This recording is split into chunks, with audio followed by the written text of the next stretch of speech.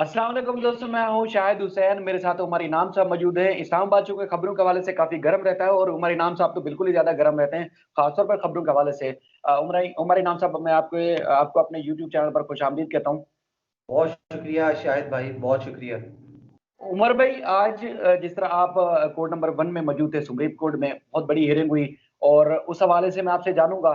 दूसरा, जो दो जजेस हैं और वो तकसीम का सबब बन रहे हैं, जो इस तरह तासुरात मिल रहे हैं, उस हवाले से भी मैं आपसे जानने की कोशिश करूंगा। एक जस्टिस कादी फैजी साहब और दूसरा इस्लामाबाद के chief justice, Islamabad high court के जस्टिस अतर मिनुल्लाह साहब के हवाले से। सबसे पहले तो मैं आपसे ये सवाल करूंगा कि आज जो कुछ इसमें जो वजीर आजम साहब की दरखास्त थी या वफाकी हुकूमत की दरखास्त थी, अ, जो इलेक्शन सेनेट के इलेक्शन के हवाले से, उसमें आज जो एक मंजर कशी थी सुप्रीम कोर्ट कोर्ट नंबर 1 में, वो क्या था और उसके बाद आपको क्या तासुर मिल रहा है, और उसके बाद जो जजेस के खासतौर पर रिमार्क्स है और आज का जो फैसला है या अटॉर्नी जनरल पाकिस्तान के हवाले से, वो आप जरा हमारे जो चाहने वाले हैं, जो देखने वाले हैं, उनको अगर बताइएगा। बहुत शुक्रिया शाहिद भाई। आज आपको पता है कि मैं कोई साल पूरे के बाद आज सुप्रीम कोर्ट गया था, क्योंकि पिछले साल यही फेब मार्च में जब आ गया था कोरोना, तो उसके बाद वैसे ही कोर्ट्स वगैरह नहीं जाना हुआ और बंद भी हो गया फिर सारा। और अब फिर बीमार हो गया, अब वापस आया हूँ, तो आज मैं कोर्ट रूम नंबर 1 में कोई एक साल बाद तकरीबन गया हूँ। और मैं ज़मीर और इरफान हैदर साहब इकट्ठे कोर्ट रूम नंबर 1 में दाखिल हुए हैं। हमारे दाखिल होने से पहले चीफ जस्टिस और उनके दूसरे ब्रदर जजेस आके बैठ चुके थे और अटॉर्नी जनरल भी अपने रोस्टर पर मौजूद थे। गुफ्तगू शुरू नहीं हुई थी, हम जैसे ही जाके बैठे तो हमने महसूस नहीं किया, हम तीनों एक ही सीट, यानी वो जो सोफा टाइप सीट होती है, वो तीनों उसके ऊपर बैठ गए। तो सामने से मुझे कोर्ट एसोसिएट ने इशारा किया कि क्या कर रहे हो, ऐसे इशारा किया। मैंने कहा क्या हुआ?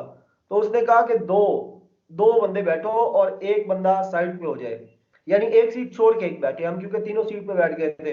तो मैं फिर उनमें से उठा और मैं पीछे चला गया। एक अच्छा काम जो सुप्रीम कोर्ट में ये हुआ है कि पहले ना स्पीकर बहुत कम थे, जब पनामा केस के दौरान हम जा रहे थे तो ना वो सुनने में बड़ा मुश्किल होता था। अब उन्होंने ये किया कि हर सीट के पीछे छोटा सा एक स्पीकर लगा दिया है। तो वो जो बिल्कुल साफ शफाफ अंदाज में हर चीज हर लफ्ज सुना जाता है। पिन ड्रॉप साइलेंस होती है, और अगर पिन भी ड्रॉप होती है तो उसकी भी आवाज आती है। तो हम बैठ गए और बॉडी लैंग्वेज अच्छी थी, जजेस सुन रहे थे, बड़े तहमुल के साथ सुन रहे थे, कोई इंटरफेरेंस नहीं थी, कोई इंटरवेंशन नहीं थी। जब अटॉर्नी जनरल गुफ्तगू कर रहे थे तो उनको बड़े अच्छे अंदाज में सुना जा रहा था। और लग ये रहा था कि अटॉर्नी जनरल जो है वो नर्व्स के साथ खेल रहे हैं, और बड़े अच्छे अंदाज में उन्होंने केस को आगे लेकर गए और उन्होंने दलीलें दी मुख्तलिफ केसेस की। एमक्यूएम के हवाले से कुछ केसेस थे, उसका हवाला दिया। सिंध हाई कोर्ट से कुछ सियासी केसेस आए थे, उसका हवाला दिया। और उमर अता बंदियाल साहब ऑथर थे एक जजमेंट के, वो उनको पढ़ के सुनाई। तो उमर अता बंदियाल साहब ने कहा बिल्कुल ये मैंने लिखी है और ये जो आपकी पिटीशन है ये इससे रेलेवेंट है। ये सारी सूरत चलती रही और इसी दौरान फिर तस्करा आया पाकिस्तान बार काउंसिल का, सिंध बार काउंसिल का, बलूचिस्तान बार काउंसिल का। जब तस्करा आया तो चीफ जस्टिस ने कहा कि बड़ा अफसोस होता है इन बार काउंसिल की सियासत को देखकर, और जो कुछ आजकल आजकल कर रही हैं वो इनके शायान शान नहीं है, और ना इनको वो सब कुछ करना चाहिए। ये नहीं है इनकी रूटीन वर्क जो कुछ अब ये कर रहे हैं। और इस पटिशन में जो हुकूमत पिटीशन लेके गई है वफाकी हुकूमत की, ओपन बैलेट होना चाहिए, ओपन सेनेट इलेक्शन होना चाहिए, इसके अगेंस्ट जाके पिटीशन दी है बार काउंसिल ने। और इसके ऊपर ही अटॉर्नी जनरल ने कहा कि ये देखें ना, पार्टी बन चुके हैं, दो सियासी पार्टीज की मदद की जा रही है बार काउंसिल के लोग सियासतदान बन चुके हैं। इसके ऊपर पांचों जजेस ने कहा कि ये बहुत तकलीफ दे बात है, ऐसा नहीं होना चाहिए, बार काउंसिल को इसको रिकंसीडर और रिव्यू करना चाहिए। जब ये बात हुई तो अटॉर्नी जनरल ने इस टॉपिक को बंद कर दिया और दोबारा ले गए इलेक्शन कमीशन के पास, जो ये इनकी दरखास्त गई हुई है, यानी ये सारा केस क्या हुआ है, तो उसके ऊपर डिस्कशन शुरू कर दी। जब ये डिस्कशन हो रही थी, कॉन्स्टिट्यूशन ऑफ पाकिस्तान के आर्टिकल 213(3), आर्टिकल 216, आर्टिकल 218 और आर्टिकल 222 का तस्करा बार बार होता रहा। तो इस पूछा कि क्या इलेक्शन कमीशन ऑफ पाकिस्तान से कोई यहाँ पे मौजूद है? तो एक साहब, एक नौजवान खड़े हुए, उन्होंने कहा कि हाँ मैं वकील हूँ इलेक्शन कमीशन का। वो रोस्टरूम पे गए और उन्होंने दलाइल का आगाज शुरू करने की कोशिश की। उन्होंने जैसे ही वो गए तो उसका माई लॉर्डशिप दिस एंड दैट, उन्होंने जैसे ही करने की कोशिश की तो नहीं नहीं नहीं नहीं नहीं, आप चुप, हम आपको बताएंगे आपके पास कॉन्स्टिट्यूशन है। उन्होंने कहा हाँ। उन्होंने कहा इसको खोलें, 2-1 सोया हुआ है और पिछले 40 साल से सेनेट इलेक्शन को बेचा जा रहा है। सेनेटर्स बिकते हैं, सेनेटर्स अभी भी बिके हैं, अभी तो सारी वीडियोस भी सामने आ गई हैं। इसमें उमर अता बंदियाल साहब ने कहा कि हम अब देखेंगे कि क्या सो रहा है या जाग, और अगर ये सो रहा होगा तो हम इसको जगाएंगे, इसको जगाएंगे ताकि ये जो प्रैक्टिस है ये खत्म हो। और उमर अता बंदियाल ने ये भी कहा कि आप इस वीडियो के बाद जागे हैं, ये जो वीडियो सामने आई है, वीडियो एविडेंस सामने आया है, इसके पर कुछ जागे हैं आप? उन्होंने कहा सर बिल्कुल जाग चुके हैं, हम इसको देख रहे हैं। तो चीफ जस्टिस ने बड़ा सादा सवाल किया। उन्होंने कहा यार देखें, आपके पास कोई मैकेनिज्म है, कोई स्कीम है कि आप ये सेनेट की करप्शन कैसे रोकेंगे? उन्होंने कहा जी हम रोक सकते हैं। तो रोका क्यों नहीं फिर इतने अरसा? अगर रोक सकते हो तो रोका क्यों नहीं? और फिर जस्टिस एजाजुल एहसन साहब ने कहा कि जैसे आम इंतखाबात में जब इलेक्शन हो जाता है तो कभी एतराज हो, वो एमएनए अदालत चला जाता है या वो एमपीए जो है वो इलेक्शन कमीशन चला जाता है और वो जाके कहता है जी मुझे एतराज है, तो वो सारा इलेक्शन खुल जाता है, उसकी काउंटर फोइल्स बाहर आ जाती हैं, उसके एक्सेप्टेड सारे वोट सामने आते हैं। तो व्हाई नॉट इन सेनेट?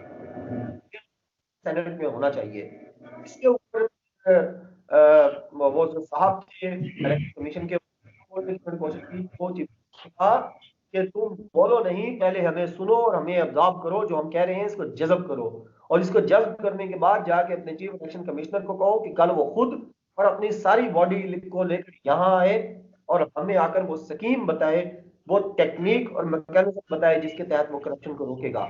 और कल तक ये मुलतवी है, 16 फरवरी 1 बजे दिन को ये दोबारा स्टार्ट होगी हेयरिंग। इसमें कमिश्नर होगी। आप क्या हाल है, कल हाल होगा? उमर भाई, एक खालिद जावेद साहब का मैंने पहले भी तारुफ करवाया था। बहुत जबरदस्त वकील हैं, एडवोकेट जनरल सेट भी रहे हैं, इंतहाई हम्बल तरीके से वो केस की पैरवी करते हैं। तो एक तो आपने देखा उनको जस्टिस काजी फायजीसा के सामने जब पेश हुए, जब उनके वजीर आजम के हवाले से उन्होंने नोटिस लिया हुआ था, तो उस वक्त भी उन्होंने बड़े शानदार तरीके से केस की पैरवी की। और आज आपने देखा, तो आज और इससे पहले जो उनको आप देखते हैं, उनकी बॉडी लैंग्वेज कैसी थी और किस तरह उनको कंपेयर करेंगे, क्योंकि एक छोटी सी अगर उनका तारफ करूं तो ये पीपल्स पार्टी के जो सीनियर रहनुमा हैं, एंडी खान, जो बानी अरकान में थे, जुल्फकार अली भुट्टो के साथी थे, उनके साहबजादे हैं। तो लोग शुरू में जब उनको अटॉर्नी जनरल बनाया गया था तो उस वक्त लोग काफी एतराज कर रहे थे, लेकिन मैं कह रहा था कि हमेशा वो पीटीआई की पैरवी नहीं करते, वो रियासत पाकिस्तान के केसेस की पैरवी करते हैं। तो आज और उसके पहले जो आपने उनको देखा, कैसा देखा?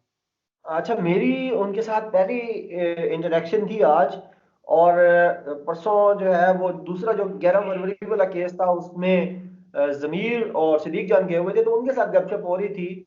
तो वो बता रहे थे कि काफी अग्रेसिव थे, काफी कॉन्फिडेंट थे अटॉर्नी जनरल उस वक्त काजी फायज ईसा के सामने। पहले दिन वो चुप रहे, लेकिन अगले दिन जब उनके हाथ में एक लूज बॉल फेंकी गई तो उन्होंने उसके ऊपर क्रीज से निकल कर छक्का मारा। उन्होंने कहा कि आप जस्टिस काजी फायज ईसा साहब, आप पार्टी बन चुके हैं, आप शिकायत कुनंदा बन चुके हैं, और आप कंटेस्ट कर रहे हैं एक और दरखास्त के अंदर, इसी इसी कोर्ट के अंदर, तो आपको ये नहीं करना चाहिए, आपको इस बेंच में ही नहीं बैठना चाहिए। उन्होंने कहा मुझे शिकायत कुनंदा ना कहो। उन्होंने कहा मैं कहूंगा।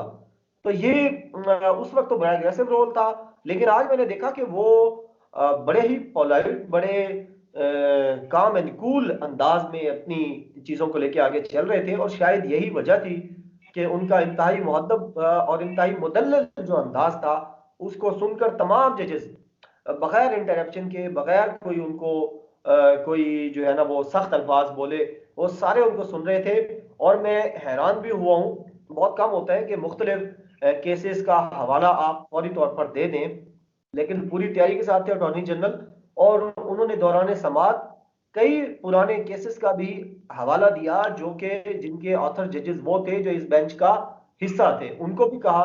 और वैसे भी वो ओवरऑल बड़े जबरदस्त कॉन्साइज थे, वो चीजों को इधर उधर लेके ड्रैग नहीं कर रहे थे, क्योंकि आपको पता है कि जजेस को सबसे ज्यादा चीज जो खराब करती है या गुस्सा दिलाती है, वो चीजों को ड्रैग करना है, कि आप इधर ले जाएं उधर ले जाएं, घुमाते फिराते रजिया भट्ट का आप अफसाना सुनाना शुरू कर दें, तो वो नहीं सुनते। तो ये अच्छी चीज है अटॉर्नी जनरल की कि वो इस केस को बड़े मुदल्लल अंदाज में लेके जा रहे हैं। और मुझे तो उनकी बॉडी लैंग्वेज बड़ी कॉन्फिडेंट और बड़ी वेल लर्नेड लगी है आज। हफ्ते के रोज और भी दो चीजें सामने आई। एक तो सुप्रीम कोर्ट का एक हफ्तावार रोस्टर था, वो सामने आया। उसके बाद जैसे काजी फैजी साहब का वो खत जो उन्होंने रजिस्ट्रार को लिखा और उन्होंने सवालात पूछे, तो जी उसको एक तो पहले खत को लेकर काफी वावेला मचा हुआ था।